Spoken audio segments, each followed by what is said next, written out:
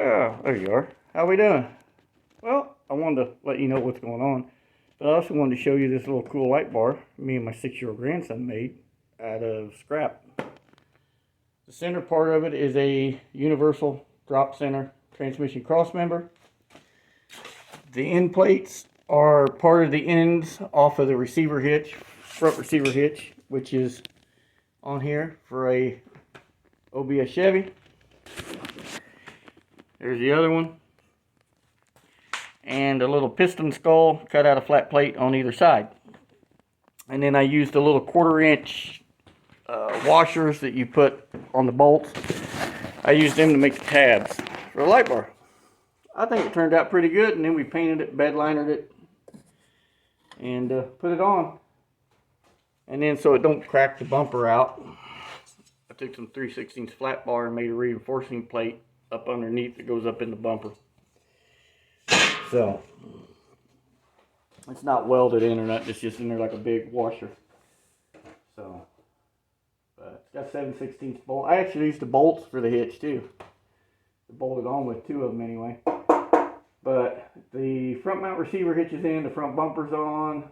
I had to take a set of OBS mounts, just cut them down, re-drill them, make a spacer, and I used the 3 front core support bolts to bolt the bumper brackets on. Then it's got the regular outrigger brackets in there.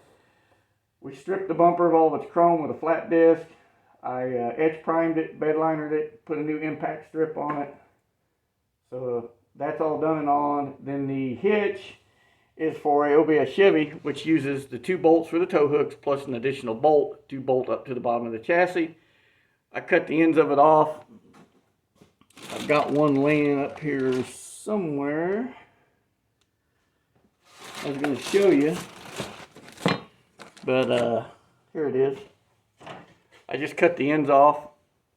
I put a 5/16 piece of plate in the frame, welded it in. It's about 6 inches wide, 8 inches wide. I think it's 8 inches wide. I turned them the other way.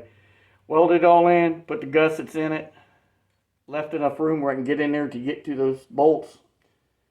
The end of the frame's plated, so it's boxed all in.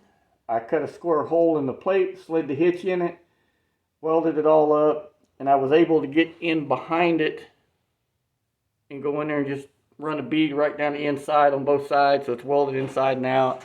It's not going anywhere. I jacked the whole truck up by it, bounced on it. It ain't going nowhere.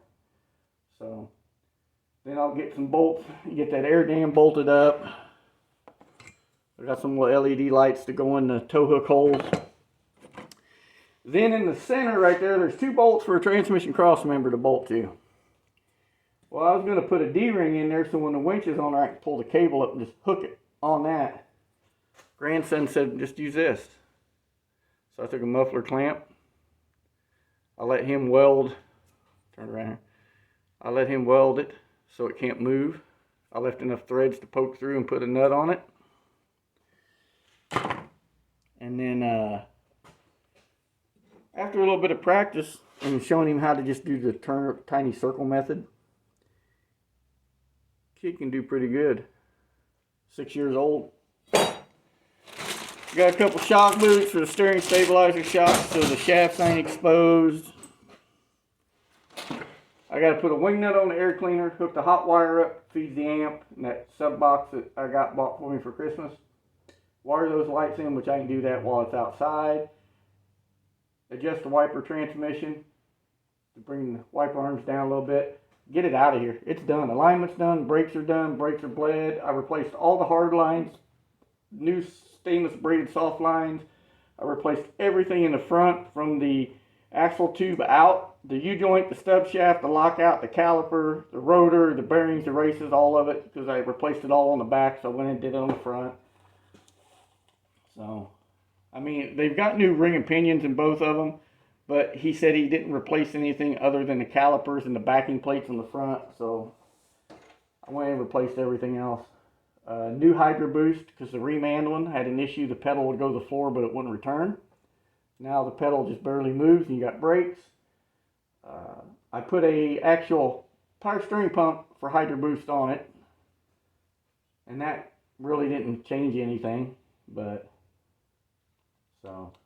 And I shortened my end lines up a little bit, made them a little neater. Other than that, it's done. It's ready to go out the door and start driving it. Not a bad looking truck, I don't think. So, it got a lot of looks when it was sitting out front. Had 3 or 4 people wanted to try to buy it, and I said, it ain't for sale. I just built the damn thing and ain't for sale. Then my boy's S10, his engine, it's been 3 weeks Tuesday. Today's Thursday. It's been at the machine shop. We got the all clear on the block being good and going to 30 overbore. But I think he's going to make it into a 6.2. So, I don't know. I know he put a huge ass order into Summit Racing.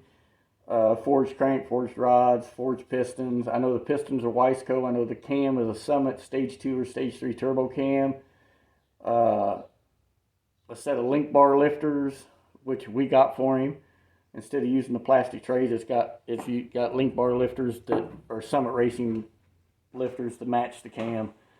The pistons are just a Wiseco flat top. I think they're coated skirt. I don't know what rings he got. Studs, head gaskets, all that shit. And then when it comes home, long block assembly, we'll put the pan, the oil pump, pickup tube, all that on it. Because I want to put at least a 7-quart pan on it. So, I don't care for them little dinky gas LS pans to start with.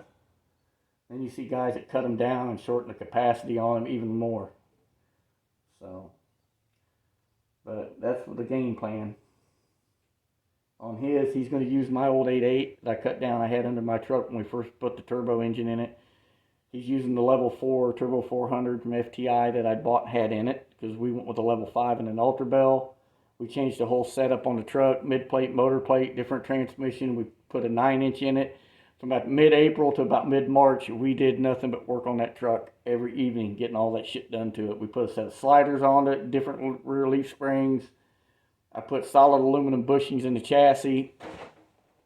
And then one of these days, I'll show you guys where underneath the truck where I took and put rectangle tube in and then plated it, boxed it, rectangle tube, plated it, boxed it all the way back, and then all the cross bracing is in the chassis. The incorporated drive shaft loops, all of that. I'll show all that to you. But we're going to move the turbos, move the radiator, put the bigger turbos on it that I've got for it. Change a few other things up on it. I took the carburetor off a week ago, pulled it apart, jetted it up a little bit, and made sure there wasn't no debris or nothing in it because it's been on there for 2 years. So I just wanted to check it out, give the little boost reference power valves a little adjustment that I've been wanting to do to it. So we did that while it was off. And people ask me all the time, how much power does your truck make? I don't know. I really don't know. I really don't care. I can tell you this, it's making over 1,000. It's not hard to figure out. 728 on motor is what it made at the flywheel when the engine, before it came home. 15 pounds, 20 pounds of boost, do the math. Truck's making an assload of horsepower. That's why I took a 900 horsepower rated transmission out of it that didn't have an Ultra Bell on it and put something in it so I didn't tear it up.